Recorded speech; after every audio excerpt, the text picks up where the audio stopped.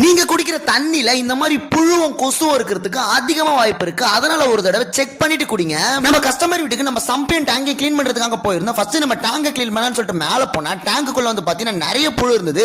போறதுக்கு முன்னாடி சாமி படத்தோட மங்களகரமா உள்ள போனோம். சரி போனேன்னு வந்து பாத்தீங்கன்னா டேங்கை கிளீன் பண்ணிடலாம்னு சொல்லிட்டு ஃபர்ஸ்ட் நம்ம டேங்கை கிளீன் பண்ண போலாமா?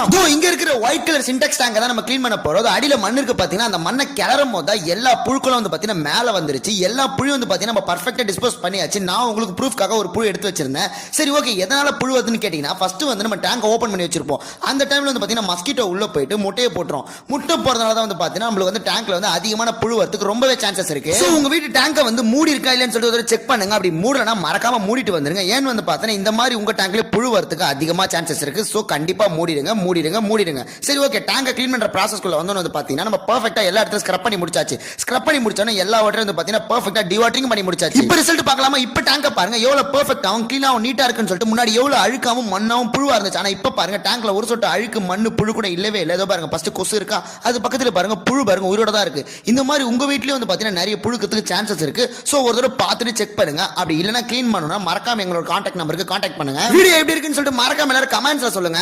நன்றி.